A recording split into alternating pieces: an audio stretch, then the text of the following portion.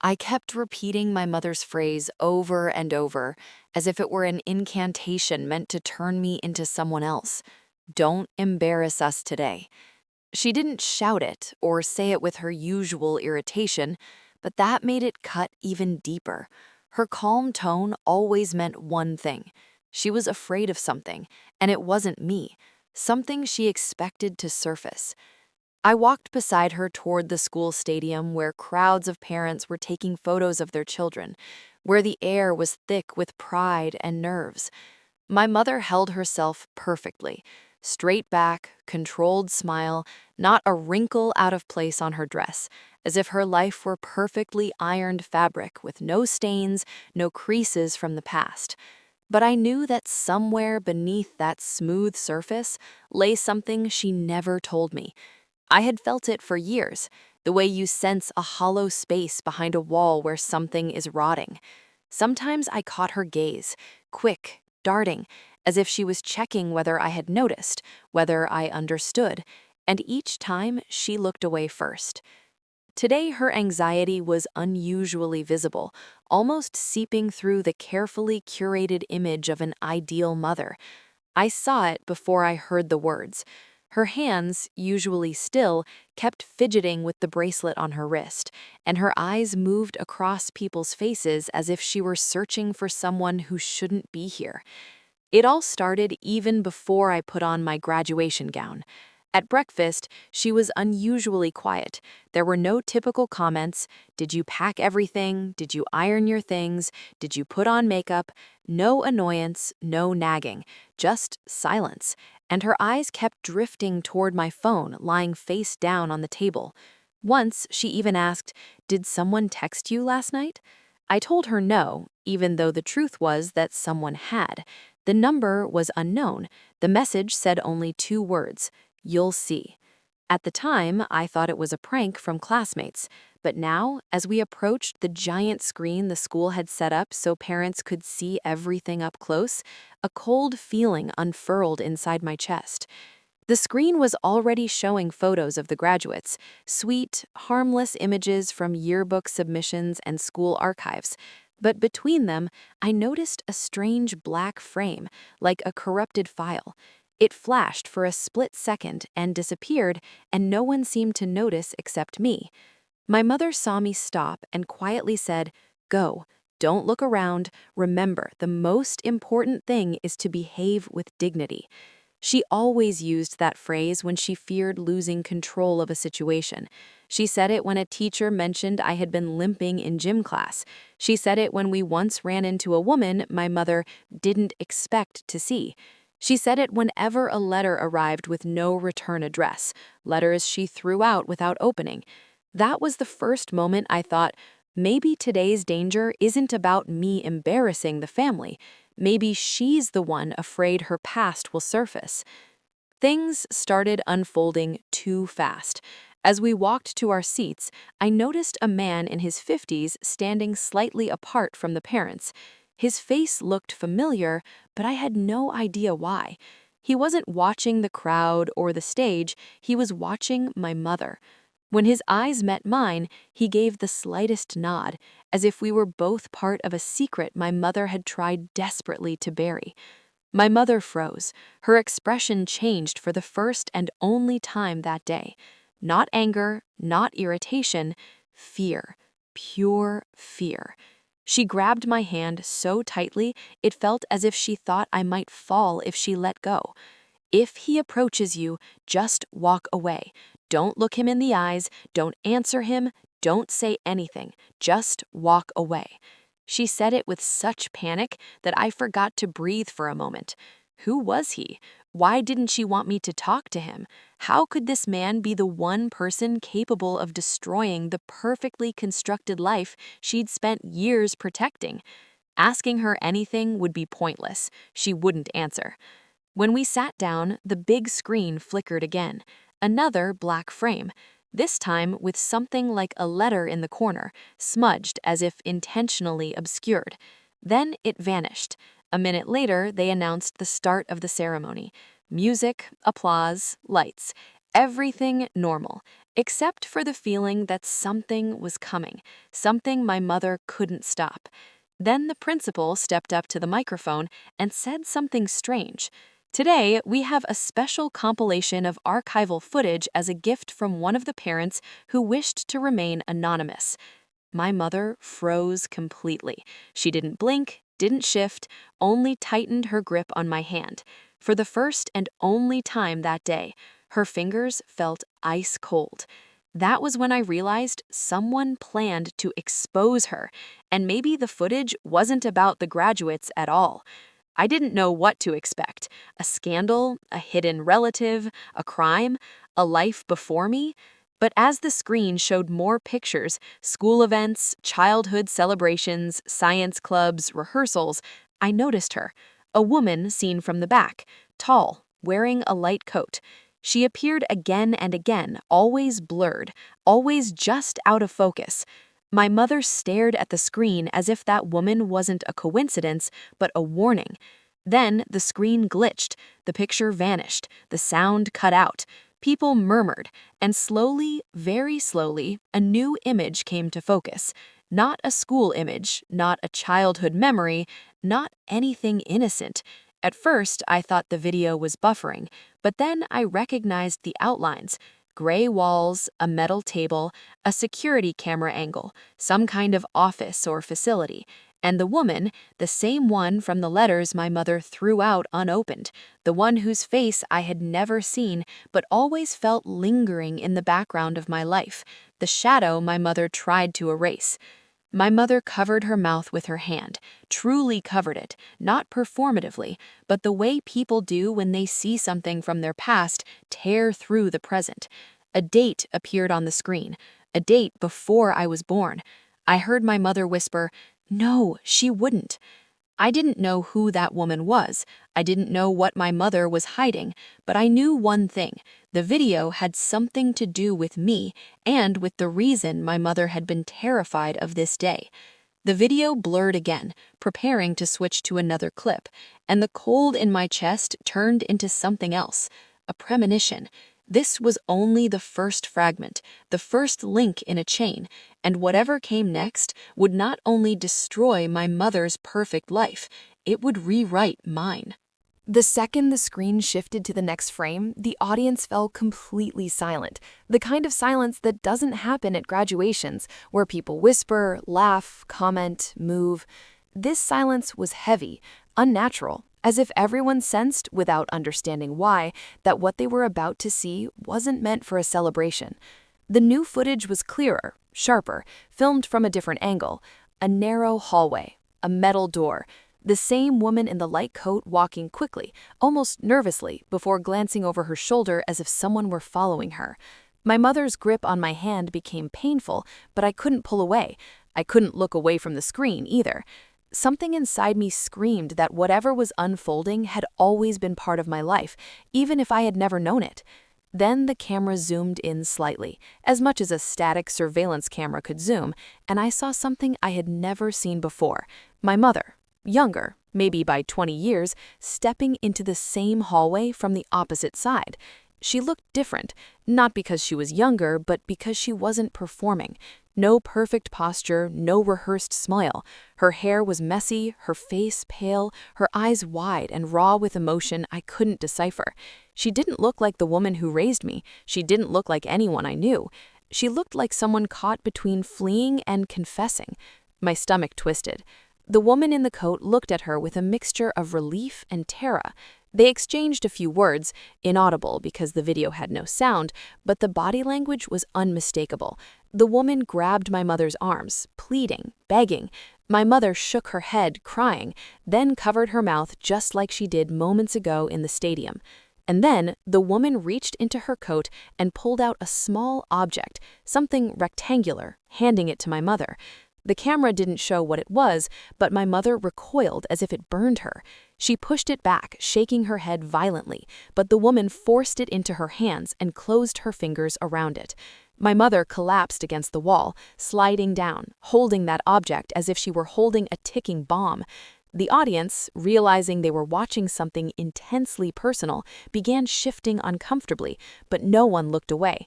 The screen flickered again, the image dissolving into the next scene. This time it was a document, a scanned form. The heading was blurred at first, then sharpened slowly until the words became clear. Birth record, private archive access.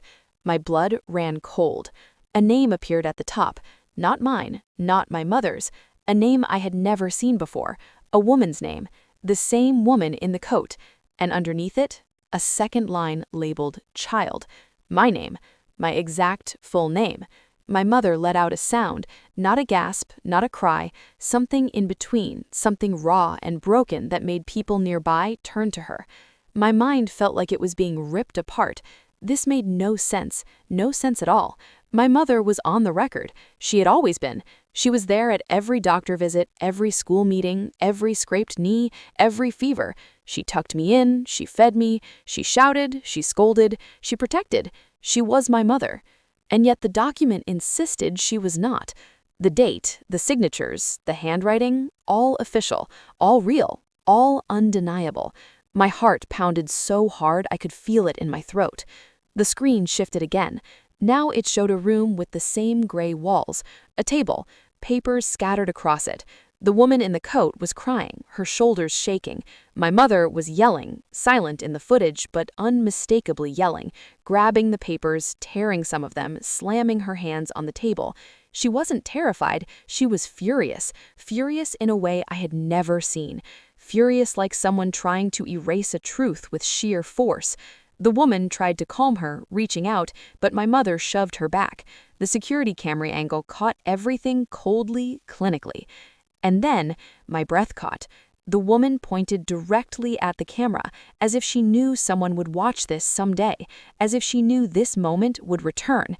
My mother froze in place on the screen. Then she slowly turned toward the camera too. The look on her face made my entire body lock up. It wasn't fear, it wasn't guilt, it was something darker. A warning to whoever would one day see the footage, a warning to me. The frame froze. The stadium went dead silent. And then another image loaded. A hospital form, this time stamped with a date from just weeks after the last one. The line child, my name, my exact full name, but the line guardian/mother had been changed, not crossed out, officially amended, replaced with my mother, my real mother, or the woman I thought was my mother. A legal reassignment, a transfer of custody. But why? What happened to the woman in the coat? Where was she now? Why had no one ever told me anything? My pulse hammered in my temples. Something was terribly wrong, terribly incomplete. The screen flickered again, preparing to show the next file, the next piece of the truth that had been buried all my life. But before the picture appeared, a shout cut through the silence. The man, the one who nodded at me earlier, stood up, pointing at the screen. "Enough," he yelled. His voice trembled with a kind of urgency that spread like electricity through the crowd. My mother grabbed my arm, hard. "We need to go," she whispered, her voice cracking. "Now." But I didn't move, because the next frame was already appearing on the screen, and on it was a photo of me, as a baby, in someone else's arms. The woman in the coat, smiling through tears, holding me like she was my entire world. And on the back of the photo, faint but readable, someone had written a line in shaky handwriting. "Please, when she's old enough, tell her the truth." My mother's nails dug into my skin. "Don't look," she whispered. But I couldn't obey, not anymore, not after this. And I knew this wasn't even the worst part. Something darker was coming, something no one in the stadium was prepared to see. I didn't remember standing up. One moment I was frozen by the echo of that impossible image, and the next I was pushing through the crowd, ignoring the way people turned toward me with irritated glances. The projection on the big screen flickered as though struggling to stabilize, but the moment my mother reached up and grabbed my wrist to stop me, the footage sharpened with terrifying clarity. It wasn't just her face in that hospital room now. Another figure entered the frame, a man in dark scrubs, head lowered, carrying a metal case. The room in the video was cold, its lighting harsh, and the sound of a distant machine pulsing faintly under the grain.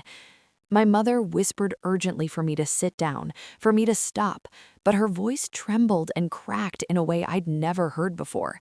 I pulled my hand free and walked toward the nearest staircase, my eyes glued to the unfolding scene above us. The man in the video set the metal case on the table and opened it. Even from the graduation hall's distance, I could see rows of tiny glass vials inside, each one filled with a pale gold liquid. My mother in the video looked younger, but not by much, maybe 5 or 6 years.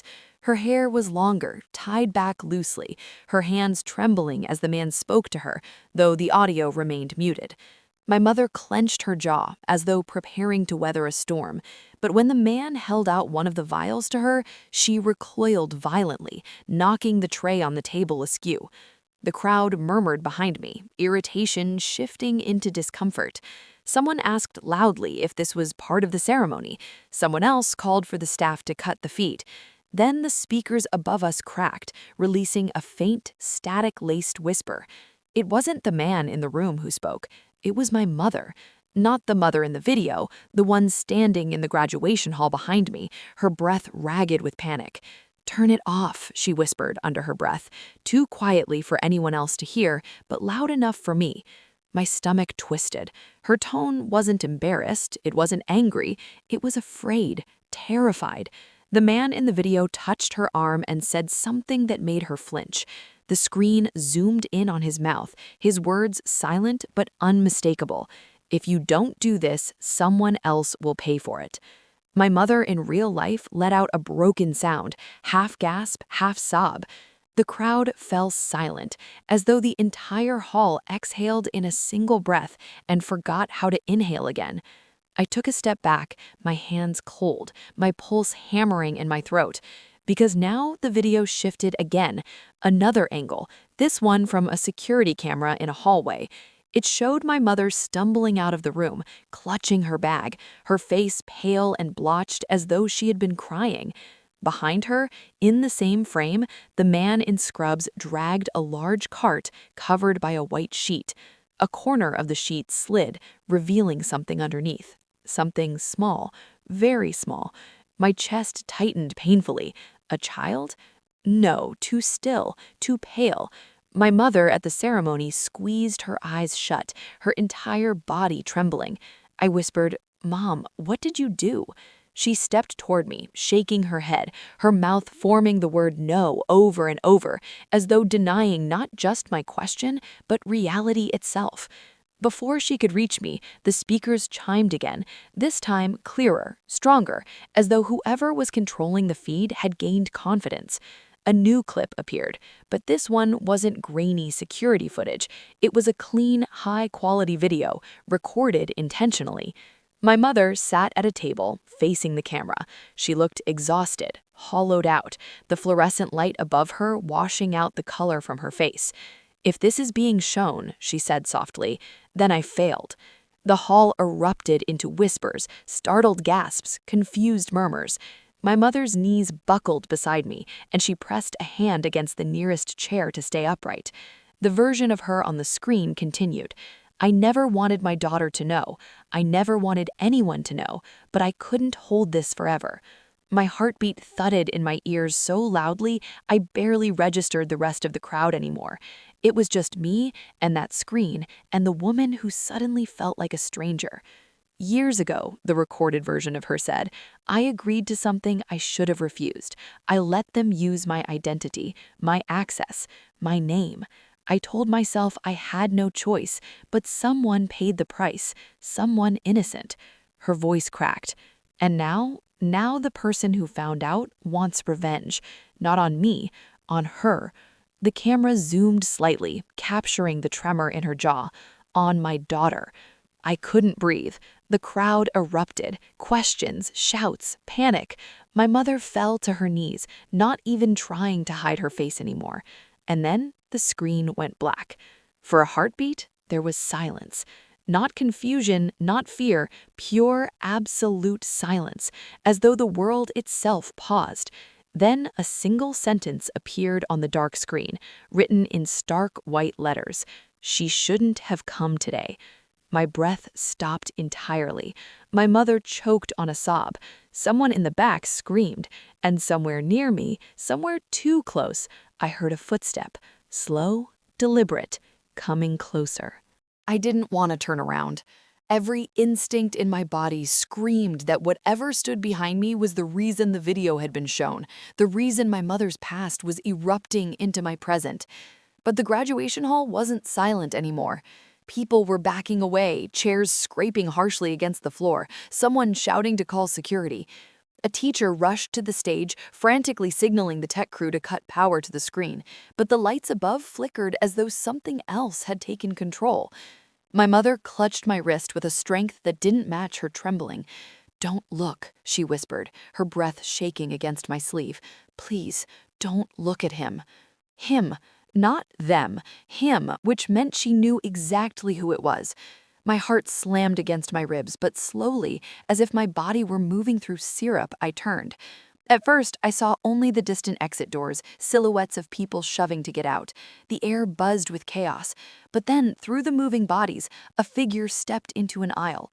Tall, calm, unaffected by the panic around him, as though he moved in a pocket of stillness untouched by the world. He wore a dark jacket over what looked like hospital scrubs, the same color as the uniform in the video. My skin went cold. His face was partially shadowed, but his eyes, God, his eyes reflected the flickering lights above with a pale, unnatural sharpness. Not anger, not surprise. Recognition. He was looking directly at me. My mother's nails dug into my arm so hard I almost cried out. "We have to go," she whispered, dragging me toward the side exit.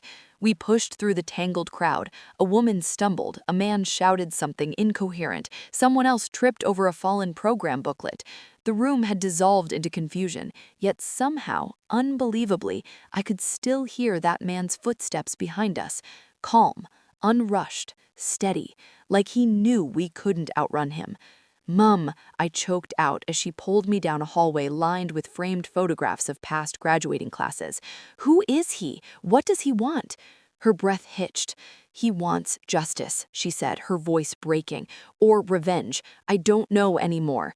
We turned a corner and pushed through a door into the staff lounge. My mother locked it behind us and braced her back against it, sliding down until she was sitting on the floor, her hands shaking uncontrollably. I crouched beside her, trying to make sense of the storm raging in my mind. "What did you do?" I whispered. She pressed her palms to her eyes as if trying to wipe out years of memory. "It wasn't supposed to hurt anyone," she said. "I was young, desperate. They promised me it was only research, that the subjects were volunteers, that the risks were manageable." "Research?" I repeated, my voice breaking. "What kind of research?" She shook her head violently. "Something that shouldn't have existed, something that should have been destroyed before it ever reached a lab. But I signed the authorization papers. I gave them access to facilities they shouldn't have had. And then," a tear slid down her face, "then a child died." The air left my lungs. She didn't look at me. She didn't have to. The image from the video, the small, pale shape under the sheet, flashed in my mind so vividly I felt nauseous. "But why now?" I whispered. "Why today?" She finally lifted her eyes to mine, and the horror in them was worse than anything I'd seen on the screen. "Because I tried to expose him afterward," she said. "I tried to stop him, and he disappeared. Everyone said he died, but he didn't. He went underground, hid his work, hid himself, and now—" A loud, sharp knock echoed through the door. My mother flinched so violently she almost fell sideways. Another knock, slow, deliberate, spaced so evenly it felt rehearsed. My blood iced over. He wasn't pounding, he wasn't forcing his way in. He was knocking like he had every right to be there, knocking like he expected us to open the door. My mother covered her mouth with both hands to stifle a sob. "Please," she whispered, to no one, to everyone, to whatever God might be listening. "Not her. Take me, not her." The knocking stopped. Silence. Then a voice, quiet, calm, so close to the door it sounded as though he were almost leaning against it. "Open the door," he said. My stomach twisted, because the voice didn't sound angry, it didn't sound vengeful. It sounded patient, sad, almost gentle. She deserves to know the truth. My mother squeezed her eyes shut, her shoulders shaking. I stared at the door, unable to move, unable to breathe. And then, slowly, impossibly, the handle began to turn on its own. The handle turned with a soft metallic click that seemed louder than every scream from the hall. My mother lunged forward, pressing her entire weight against the door as though her body alone could stop fate from entering. "No," she cried out, her voice raw. "Please, don't do this. She doesn't need to know any more." I stood frozen, my breath shallow and trembling, because I didn't know whether I feared what he would do to us or what he would say. The handle stilled. Silence pressed against the room, thick and suffocating. Then the man spoke again. "It's not her fault," he said softly, almost tenderly. "None of this is her fault." My mother's breath hitched in a desperate, strangled sob. "Don't touch her," she whispered. "If you want revenge, take it from me. I'm the one who signed the papers. I'm the one who let them take him." My heart lurched. Him? The small shape under the sheet. The child. "Mom," I said quietly, "who was that? Who died?" She didn't look at me, didn't lift her head from where she was braced against the shaking door. Her voice was a shattered whisper. "Your brother." The world dropped out from under me. My ears rang, my vision blurred. A brother I never knew existed, a child she had lost not to illness, not to accident, but to something she helped unleash. Before I could speak, before I could breathe, the man outside the door said, "She wasn't told because they ordered her silence. I wasn't supposed to know either. They lied to all of us." His voice softened. "Open the door, Emma." Hearing my name from his lips jolted something deep inside me. Not fear, recognition, a strange, aching familiarity I couldn't place. My mother shook her head violently. "Don't listen to him, please. He isn't who you think. He isn't." But the door clicked again. Not from him, from the lock, from inside. My hand, trembling uncontrollably, had reached out and turned it. I didn't know why. Some part of me needed to hear the truth, even if it destroyed everything I thought I knew. The door opened, slowly, quietly, and the man stepped inside. He didn't lunge, didn't threaten, didn't even touch us. He stood there, framed by the flickering lights of the hallway, looking at me with a heartbreak so deep it felt like a living thing. Up close, he seemed older than in the video, grayer around the temples, tired in a way that had seeped into his bones. But his eyes, those pale, luminous eyes, felt impossibly familiar. "You look just like him," he whispered. My chest twisted as if someone had reached inside it and squeezed. My mother rose shakily to her feet, putting herself between us, her hands outstretched. "Don't," she pleaded. "Please, don't drag her into this." "I'm not here to hurt her," he said. "I never was." He reached slowly into his jacket. My mother gasped, stumbling backward, but he didn't pull out a weapon. He pulled out a photograph, a worn, creased picture, edges curled, colors faded from being touched too many times. He held it out to me. I hesitated before taking it. My fingers shook. The image nearly slipped from my hand. It showed a hospital room, a small crib, a baby wrapped in a pale blue blanket, and beside it, a man, younger, smiling softly, holding the tiny hand of an infant I recognized from old family albums. The baby was me. The man was him. My breath broke. I was there when you were born," he said, "before everything fell apart, before your mother refused to let me see you again, before the project took your brother from us." Us. I blinked. The floor tilted. My mother made a choking sound. "He isn't. He's lying, Emma. He's lying. But he looked at me with a grief so raw, so unfiltered, no lie could have lived inside it. "I'm your father," he said. The words hit like lightning, bright, violent, irreversible. My knees buckled, and I caught myself on the table behind me. My mother pressed a hand to her mouth, tears streaming. "I hid him from you," she whispered, "to protect you, to protect us. He wasn't supposed to survive what happened. No one was supposed to survive that place." He didn't look at her. He kept his eyes on me. "She thought I wanted revenge," he said, "but I only wanted you to know the truth, before they silenced me too." "They?" I whispered. He nodded, lowering his voice. "The people behind the project, the people who killed your brother, erased the evidence, and made your mother take the fall. They're still out there, and they know you saw the footage today." A cold wave rippled through me. "Why show it now?" He exhaled slowly. "Because they want to finish what they started, and I wasn't going to let them." My mother took a shaky step forward. "What do you want from her?" His answer was immediate. "Nothing." He stepped closer, placing a small flash drive on the table between us. "Everything they did, every file, every lie, every record, it's all here. Enough to finally bring them down. Enough to expose everything." I stared at it, my heart pounding. "Why me?" His voice softened. "Because you're the only one they underestimated." The lights flickered again. Far down the hallway, footsteps echoed, heavy, coordinated, coming closer. My father's expression hardened. "They found us." He grabbed my mother's arm and pulled her toward the emergency exit. I hesitated, staring at the flash drive, at the door, at the man who was both a stranger and part of me. "What about you?" He gave me a small, sad smile, the kind someone gives when they already know their fate. "I'll hold them off." My mother shook her head desperately. "You can't." "Go," he said firmly. "Protect her this time." The footsteps grew louder. My mother grabbed my hand and dragged me toward the emergency exit. I stumbled with her, but before I stepped through the door, I looked back one last time.